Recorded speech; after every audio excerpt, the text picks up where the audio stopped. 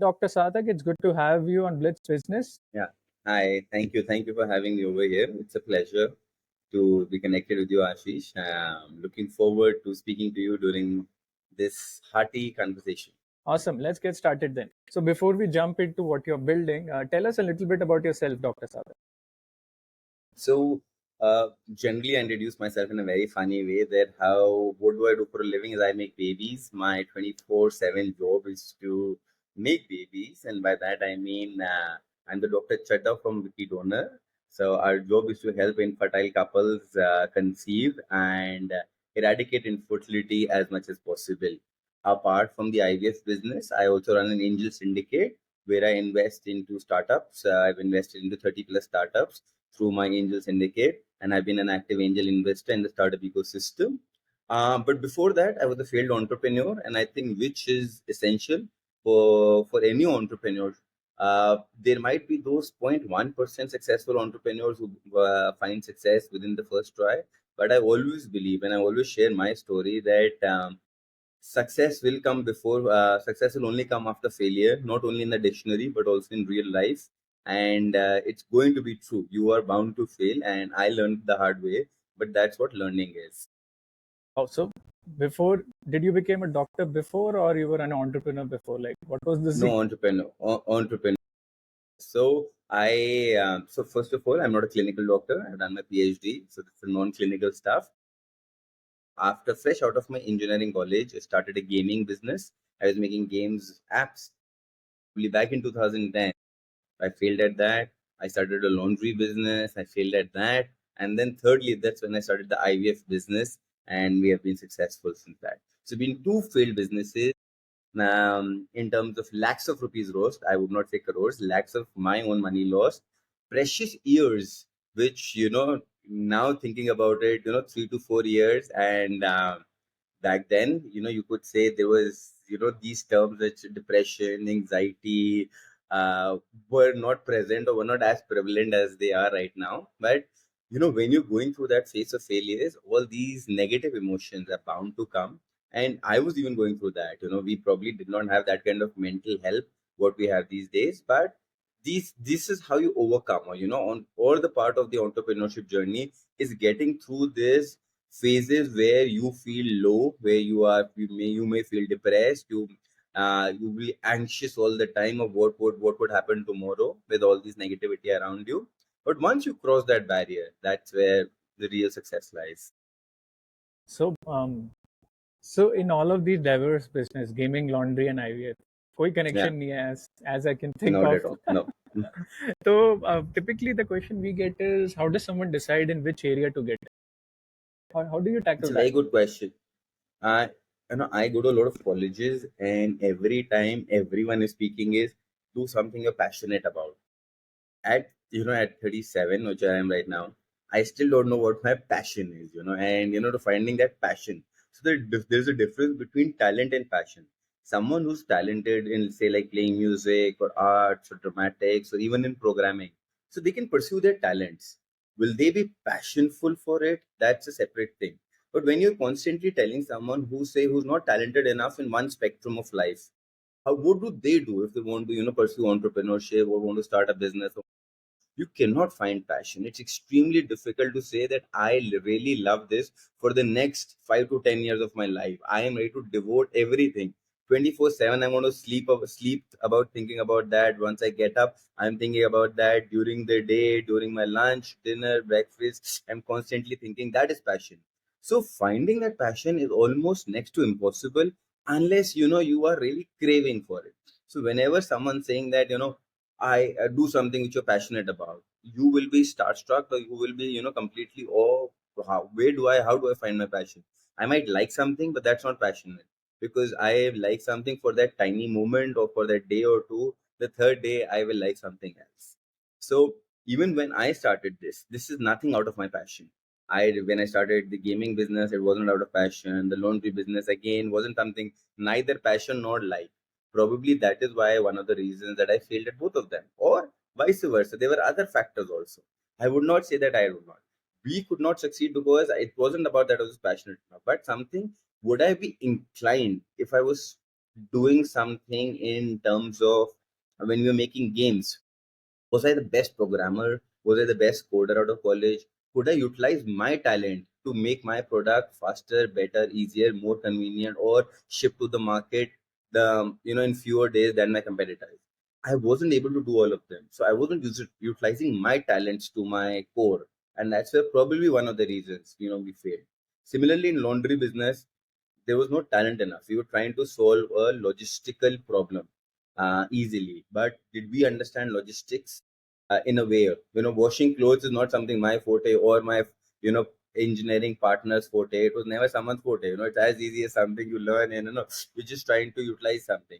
It was more of a distribution business which we were trying to solve, which we were probably not the best guys to solve, or which we do not think about before entering the business. So in both these failure journeys, that's what it taught me. Yeah, do either something you're really you really have a talent for, where you can utilize your talent, or solve a problem where you feel that you will be passionate about by solving that problem. So that's what my key two areas or key two takeaway points which I learned. And your PhD was in what subject? Management. I wrote my thesis on dynamic capital markets in Nasdaq. So, finance guy. Yeah. Yeah.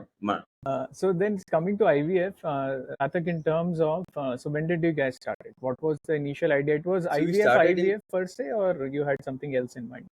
No, IVF per se, purely technically in vitro fertilization, in layman terms, test tube baby. It is now very prevalent. You would see 1 in 6 couples suffer from infertility. It is a pure traditional business where brick and mortar, where you set up an IVF lab in crores of rupees, and you start giving service to patients, whoever is requiring. We are the most populous country in the world. You might think there is no more need of babies, but we're talking about that segment of the population which is not able to even have one.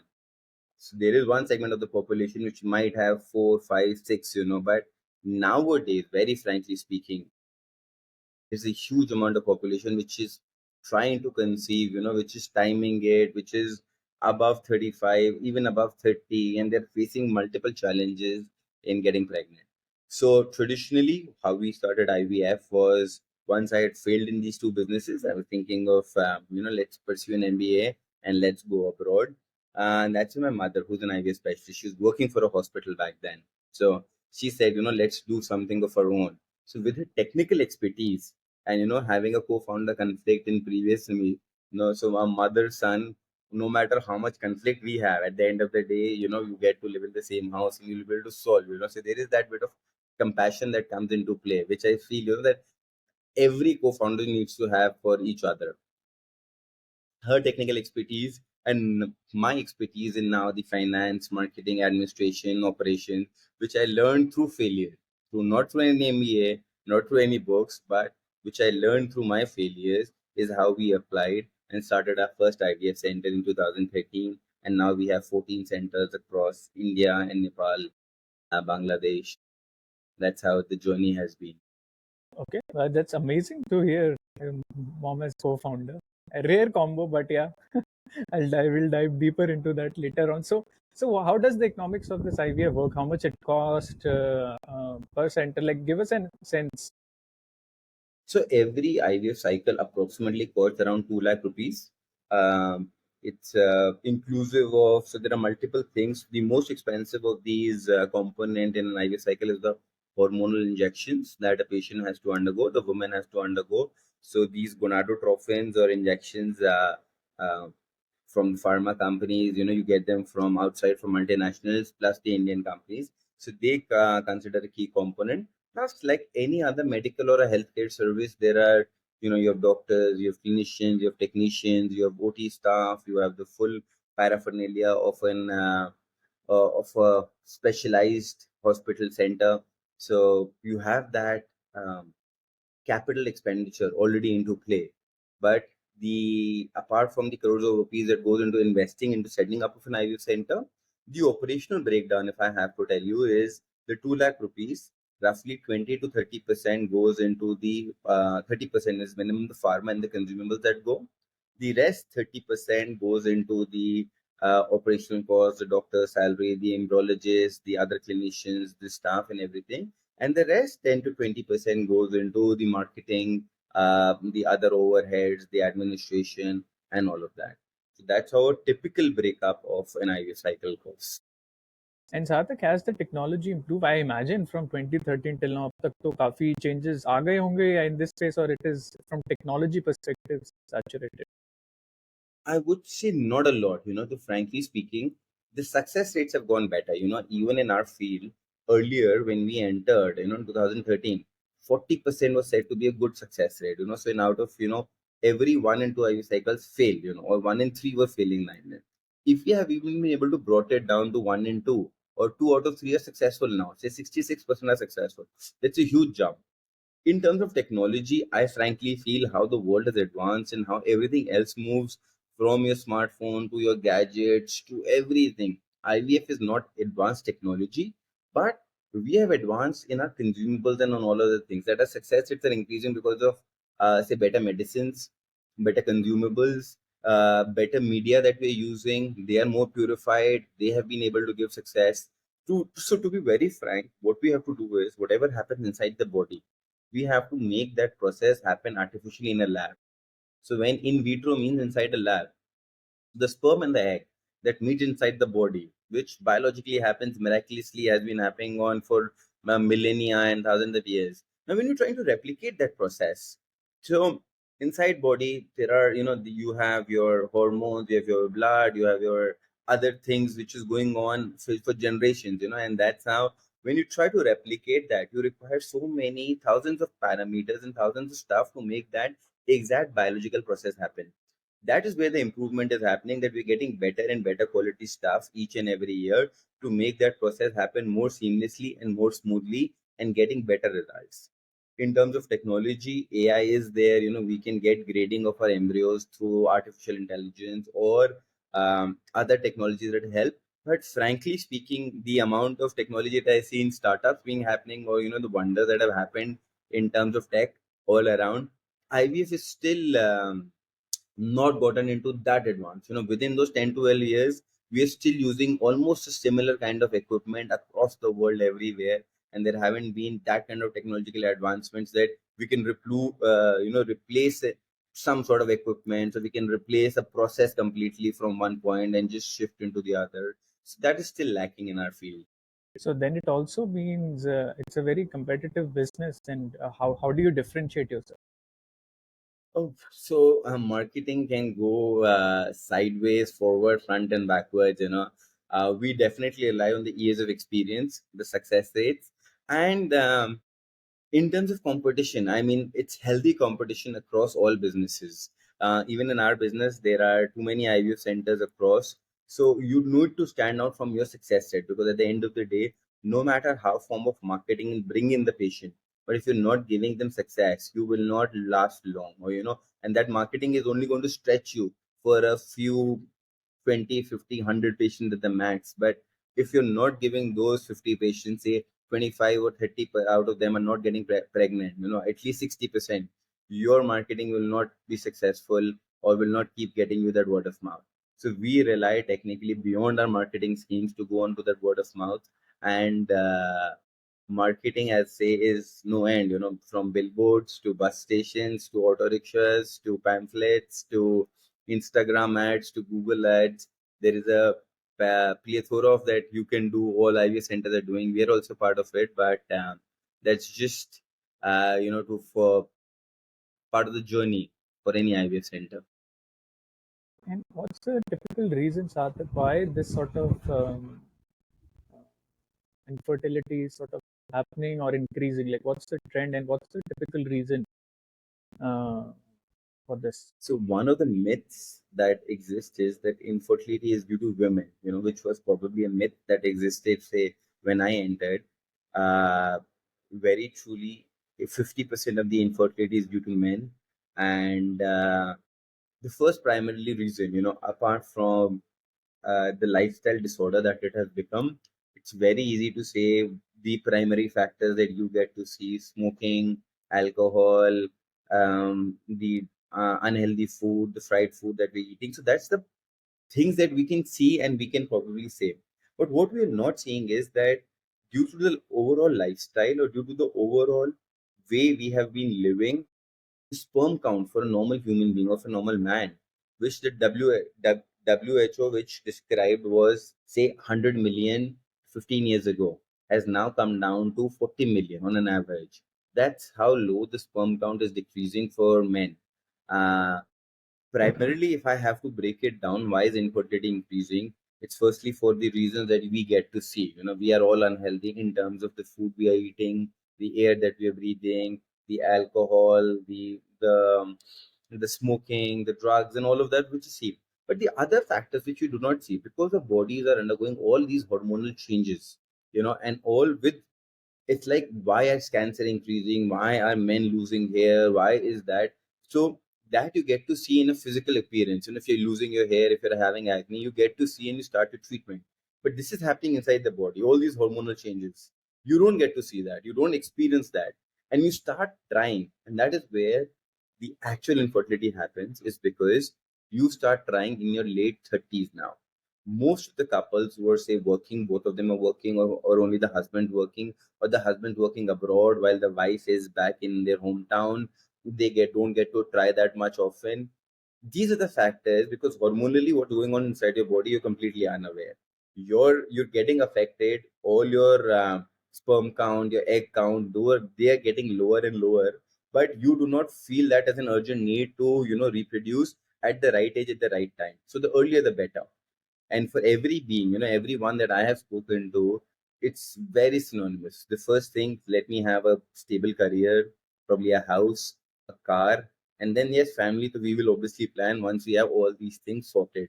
So this is where the bigger dilemma lies, that your priority to reproduce, which is probably a given, God given thing, that every human being thinks that we can be able to do that at our will and at whenever we want.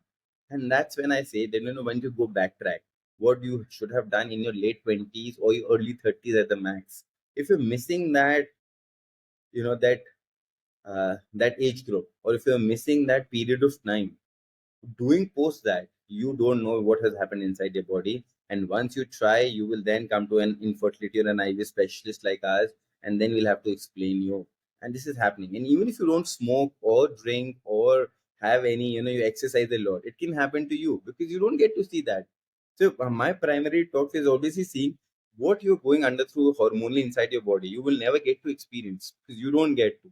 You're not getting a semen count done. It's unlike all your blood tests. No man gets a semen count done every year. Oh, let me check how healthy my sperm is. Nobody get that. No woman gets an egg count done. Let me see what my AMH is, or let me get an ultrasound done. Because it's a given a thought in our society, or that's how we are brought up. I always say, when I've gone to colleges, I have always spoken on that there is sex education, where we are constantly teaching, oh, you should not get pregnant, use a condom, you have safe sex and have all that.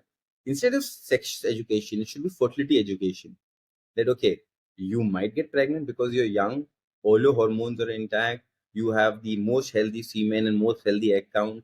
But now, once you go beyond, say, 25, 28, 30, it's when the decline starts happening. What would happen to your fertility then?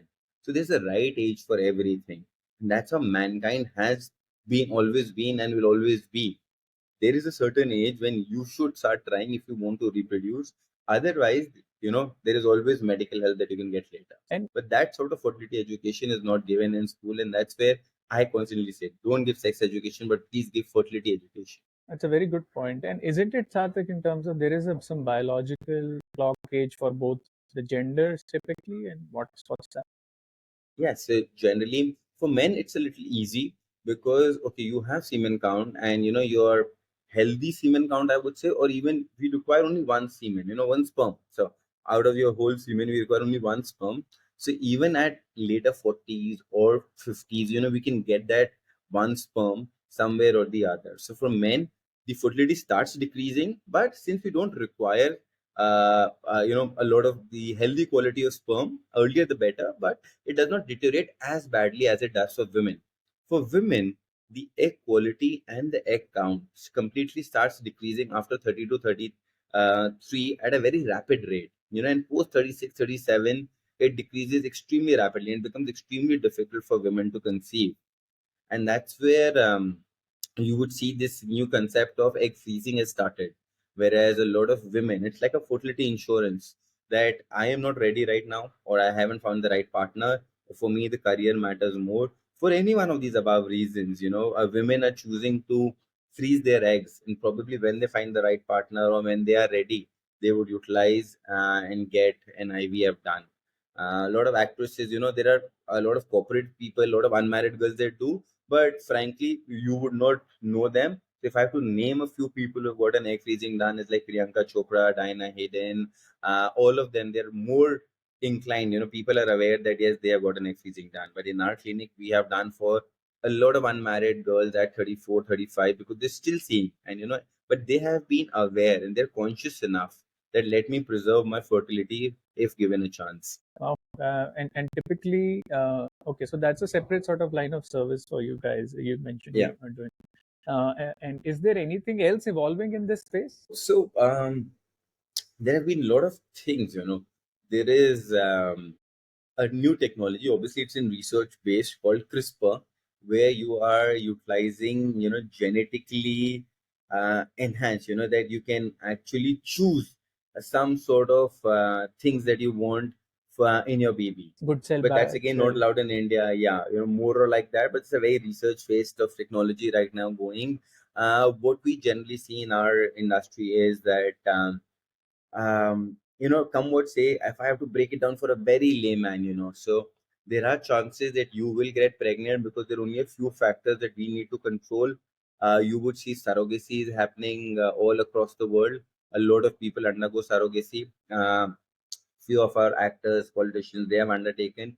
A lot of normal people do, but that's a need again, since there are so many problems that women feel with their womb or the uterus that can happen. Apart from that, is the genetic diseases that we've been able to eliminate. So earlier, no one was aware, this kind of medical technology or breakthrough did not exist. Say there has been some sort of genetic disorder coming from generations, it keeps on getting passed on to that.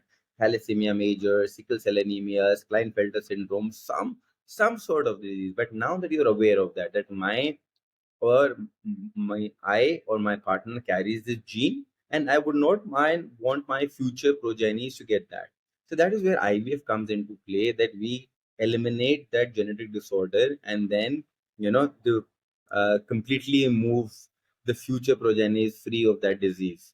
So there are multiple things that we are doing in terms of surrogacy, egg freezing, genetic disorders, removing genetic disorders, having fertility insurances come into play. So all of these things are now part of the bigger IVF fraternity or the fertility space. And fundamentally, if I look at this space of IVF, it's more like the more this sort of thing will grow, more unhealthy individuals get, right? I mean, in terms of Yeah. Oh yes, yes. Frankly, you extremely right. I that's what the point is. People think that you know I can get a baby whenever I want, and when you actually start trying, you don't. That's what I'm telling you. It is increasing at an alarming rate. Everyone's aware about, everyone actually, I tell no, practices safe sex and practice uses women using contraceptive pills, and even very unhealthy emergency contraceptive pills, because that's changing your hormonal cycle, and you're forcing your hormones to bleed in that particular cycle for them. But it has become extremely difficult for couples who are married for 3, 4, 5 years, and then when they are ready to get pregnant, they're not able to now. and what You about can't sorry, please go ahead. you know there is, even the most healthiest people say your sperm count is good, the eggs are good, the quality is good, the womb is good, the uterus is good, there is this unexplained infertility still. Then there's almost this 10 to 20% of couples per se who are extremely healthy, fine, everything, every biological parameters for them is fine, but they're not able to conceive. And typically, I mean, another topic which sort of not get a lot of attention or talked about, or maybe I don't know, it's like adoption. I mean, at least in the West, there is still a different perception. In India, it's still, I'm not too sure, like uh, Yeah, sorry. So I was asking Sarthak in terms of the another topic which doesn't get sort of attention is adoption. Yeah. So, frankly, typically speaking, adoption is extremely difficult in India. Uh, it seems easy, we get that a lot when people are undergoing surrogacy per se. That why should I undergo and tell a third woman, someone who's becoming a surrogate mother for you, and why I shouldn't adopt? I'll give you a breakdown, that how is firstly adoption different from surrogacy, and how why people prefer surrogacy over adoption. So firstly, even if you're doing surrogacy, genetically the baby is yours. All the genetics, say your father, mother, you say you look like them, or you have their intelligence, or you have their physical trait, their mental traits, their emotional trait. He's born on his mother, father. That is the sperm and the egg. The womb does not matter. uh, in layman terms, surrogacy, is called like rent a womb, Hindi mein kirai ki coke. But, just to not to get that into, that's a very crude terminology. When we're calling someone's doing surrogacy, we were extremely grateful for those mothers who are ready to become surrogate mothers or something else. The sperm and the egg contain all the genetic material and all the physical, mental, emotional, all the traits of what you're trying to pass on. In adoption, you don't get that. There is someone else's baby that you're ready to adopt, which is very good, which is very noble, and I am all for it. Secondly, adoption is done through CARA, the Central Adoption Resource Authority. It is extremely difficult because you need to go through a lot of checks and balances first of all to apply, and once your application is there, it is again a 1 2 3 year process where you have gone through everything, and then you're going to, probably your application has been selected. And when you get the baby, it's not uh, I should probably explain it to the audience. Probably they have this in mind that they a Bollywood movie, that there are a plethora of children in front of you, and you go and you select, no, I will choose this one. This is give this to me. That does not happen when adoption is taking place. You get a call from the agency that we have a 4-year-old, this kind of baby with that kind of heritage. Just to give you an example, someone from Madhya Pradesh, someone from Tamil Nadu available, or from Manipur available. This girl is available at 4 years, or they at 3 years. So it's not a choice that someone who's available, you will get a call, and then you have to accept or not after going through 2 or 3 years of waiting and getting all these checks and balances. I am all in for adoption, but you should be aware that this is how the adoption process works. Whereas surrogacy is completely different. It's your genetic material getting passed on, and if you want that, you take the option of surrogacy. Surrogacy has its own set of challenges and its own set of rules and laws to follow, which is different, and that's how a basic difference between what both the processes are. Wonderful. Thank you for explaining. I think it will help many other listeners, at least this sort of distinction and clarity. Then coming to the expansion phase of your business in terms of, so how have you guys funded? Have you raised capital before? No, so we are bootstrapped. We've been lucky enough. We have been profitable enough from our first year. We have been doing decent amount of business, and through our profits and through our internal books only, we have expanded to all these all these 14 centers. We have not raised any capital. We have zero debt on our books. We have always gotten through our internal investment expanded everywhere. There are no franchises. It's all self-owned. All our own centers everywhere. So it's all done. So for further expansion, do you plan to take on capital, or you want to go at Yes. this phase, this pace, or? No. I certainly plan to raise capital. I certainly plan to make it a little more corporate structure. Primarily, I've been waiting for that. We have had plenty of offers in the last 3 4 years to raise capital. We have been approached by a lot of iBankers, a lot of funds directly. We are helping someone else raise. We want to raise for you. I get a lot of calls regarding that. But you know, mentally, probably I should have been more ready, or I wanted to make the organization a little more corporatized before we raise funding. So that's the only line that I'm waiting for to cross before I go for external funding. Understood. And that could also involve in terms of, so fundraising is one. Are you open also in terms of having franchises, that sort of model? So typically, IVF is a very scientific and a technical work. You know, uh, I would not want to name, but one of our competitors per se, someone in Mumbai, started this franchise IVF business. It wasn't successful. To be very frank, I told you, Ashish, that 1 in 2 IVF cycles are failing, or say 1 in 3 are failing. Let us say the success rates are extremely good, that 2 are successful and the third is failing. The reason for the failure for the third one could be hundreds of factors. And I mean, it could be the doctor, it could be the medicine, it could be the OT staff, it could be the patient itself who hasn't taken the right thing on the right time, it could be the embryologist, it could be the equipment. You know, hundreds of reasons are there. You don't know the reason of why you're successful, but you can never know the reason of why you failed. So since you don't know that, in a franchise business, someone it can firstly it can only be given to doctors or IVF specialists, so the franchise becomes way shorter. It's not as if anyone, say, Ashish, you want to start, let me start an IVF business. You're not a doctor, you're not an embryologist, you're not a clinician. So you would rely on everything to come in house.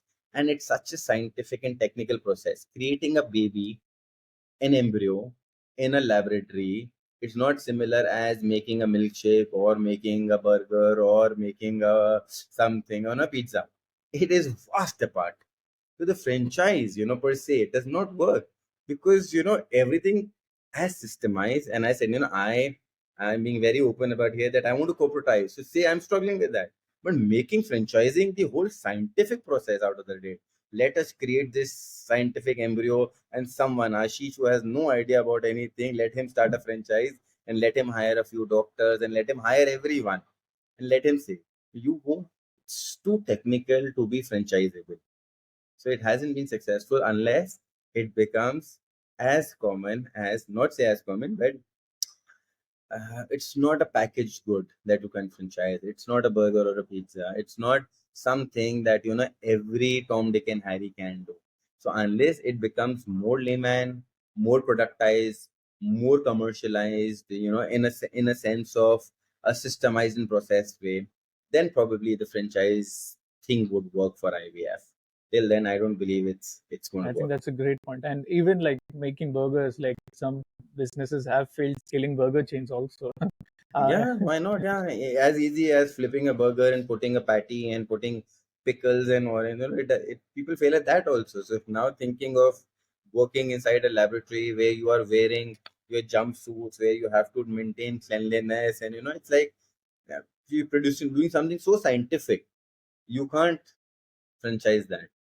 but then it also then another set of question then comes to the mind is, if you're fundraising, then scaling becomes harder, right? In this business, scaling is hard because you cannot open franchisee from get go. I mean, the scaling curve for a typical venture capital fund, like that sort of return cannot be expected, if I'm not mistaken. It can be, why not? If you are scaling, once you become a brand, I always believe that scaling, there's a need, So when you first said, why do you want to scale? Is there a need for an IVF or fertility treatment? There is. That is, now, we see that almost every day the amount of infertility is increasing.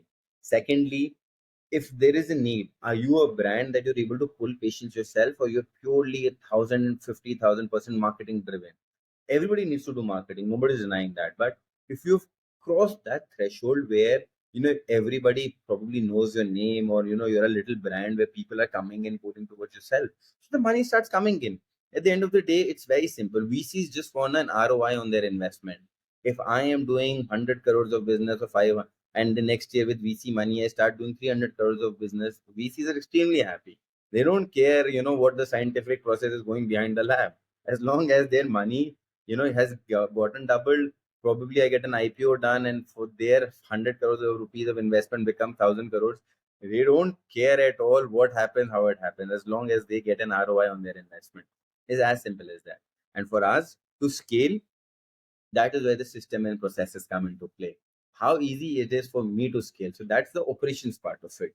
That would I be able to replicate as my success in Delhi, in Mumbai, or would I be able to replicate my success across, as I did in Nepal? Can I do that in Sri Lanka? Can I do that in, other countries, Dubai or everything? So that's the question. Awesome, awesome, awesome. That was really interesting.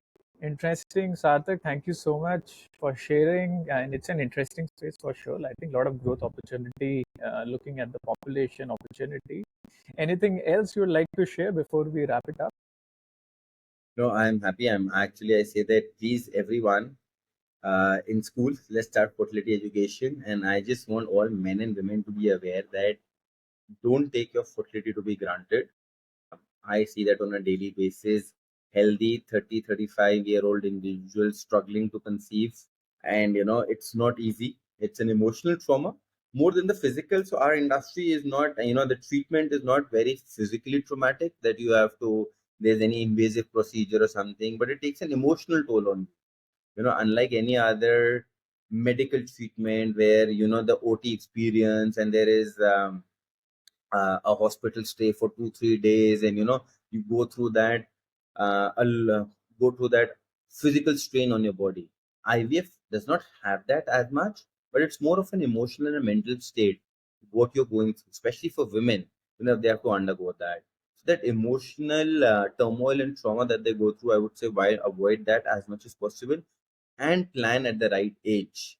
Do not delay it. Life moves on. You will get a house, you will get a car, your job will keep growing, you will become stable. But till then, don't forego your fertility once you have finished those goals. I mean, that's my take home message. Awesome, awesome. Thanks a ton, Sarthak. It was really interesting, and we wish you all the best. Thank you. Thank you, Ashish. Pleasure.